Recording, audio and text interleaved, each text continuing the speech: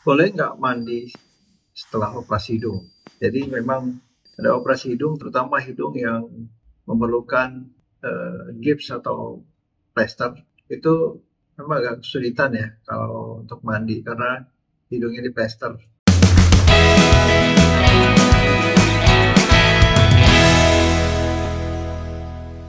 Kalau ada bagian-bagian yang operasi, misalnya di daerah cuping, misalnya operasi cuping saja, jadi tidak perlu plester.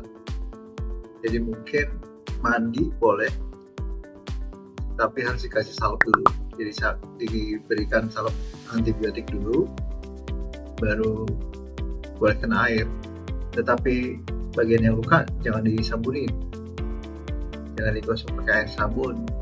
Jadi tidak apa kena air, tetapi harus disalepin dulu. Jadi karena salepnya juga oil base ya, jadi agak berminyak gitu. Jadi bisa mengurangi risiko terkena air dari lukanya.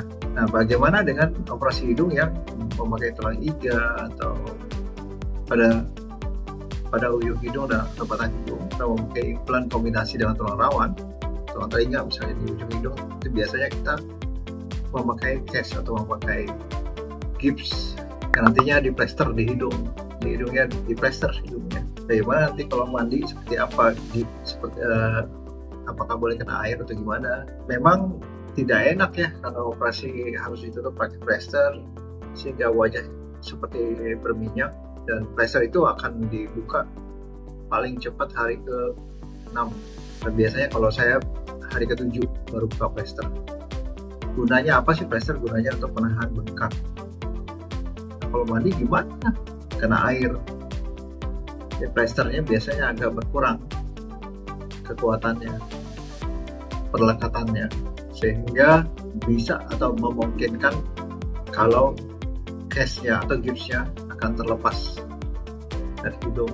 Saya tidak menyarankan ya untuk mandi atau kena air pada saat di plester. Jadi Anda harus lap wajahnya, atau kalau misalnya mau sampoan boleh, tapi jangan kena air wajahnya. Jadi wajahnya bisa dilap, dan jangan tidak dilap karena penting sekali, kebersihan itu penting sekali. Jadi harus dilap wajahnya sehingga tidak ada kuman-kuman dari sekitar wajah ke area luka. Tetapi bagaimana kita memperlakukan wajah tersebut, atau bagaimana cara kita membersihkan wajah supaya tidak mempengaruhi lukanya. Jadi pada saat mengusap wajah tidak boleh kasar sehingga menarik luka di daerah hidung.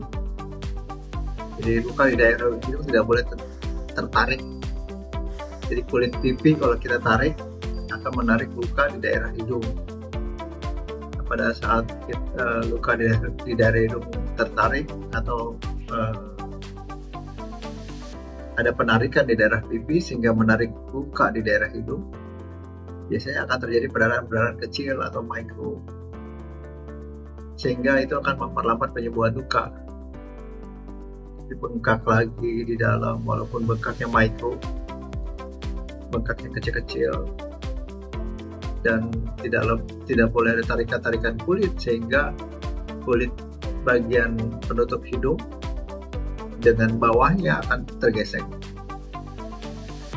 Padahal setelah operasi masa pemulihan akan timbul pembuluh darah baru. Jadi pembuluh darah baru tersebut akan terputus, dan pembuluh darah baru itu sangat dibutuhkan untuk memberikan nutrisi ke jaringan tulang rawan yang kita tanamkan. Dan gerakan-gerakan di wajah, gerakan-gerakan tertawa, mengulum bibir, itu mesti amat sangat dibatasi. Supaya apa? Supaya tidak ada gesekan yang mempengaruhi kulit di daerah hidung, sehingga membuat ada putusnya pembuluh darah di bawah hidung, di bawah permukaan kulit hidung. Jadi memang ekstra ketat ya perhatiannya, apalagi kalau terbentur. Waduh, jangan. Kalau Anda memakai implan, mungkin tidak terlalu beresiko karena implan tersebut tidak memerlukan perdarahan atau pembuluh darah, karena implan adalah benda mati. Tapi kalau Anda memakai tulang rawan tersebut perlu hidup, dan hidupnya dari pembuluh darah baru di sekitar di daerah kulit. Jadi akan timbul pembuluh darah baru. Kalau putus tulang rawannya, tidak dapat pasokan nutrisi dari pembuluh darah tersebut, sehingga kalau tidak hidup tulang rawannya bisa resiko penyembuhannya kurang bagus. Mungkin tidak akan hidup 100% tulang rawannya. Jadi itu beberapa cara ya, beberapa saran dari saya setelah melakukan operasi. Dan pada saatnya nanti setelah melakukan buka plester, itu penting juga. Jadi jangan buka plester di rumah, harus buka plester di tempat operasi. Menurut saya, kenapa teknik buka plester juga mesti hati-hati sekali. Pada saat kita buka plester, kulit akan terangkat, lengket dengan plesternya. Artinya kulit mungkin akan terangkat dari dasar kulit tersebut, di bawah kulit.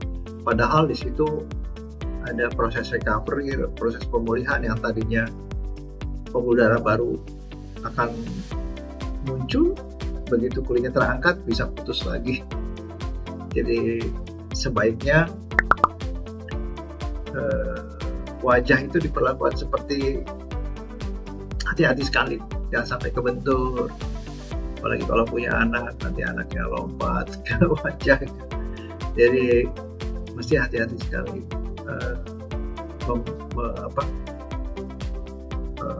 menghindari dari benturan-benturan, walaupun benturan ringan, walaupun tertawa, apa sih, pipinya mesti ditahan. Setelah buka plester, mungkin Anda lebih bebas untuk mandi, karena Anda bisa tetap pakai salep dan bisa shower, dan air shower itu nggak apa-apa kena ke luka, karena nanti ditutup sama lukanya juga tertutup dengan salep antibiotik. Nah, jadi untuk persiapan untuk melakukan tindakan operasi hidung, Anda harus tahu tahap-tahap seperti itu. Jadi setelah operasi juga nggak bingung terus saya di mana ini. Jadi sebelum operasi Anda udah tahu, sudah ada persiapan. Anda bisa download ebook persiapan dan setelah operasi seperti apa yang harus dilakukan. Bisa cek di deskripsi. Terima kasih. Sampai jumpa di video selanjutnya.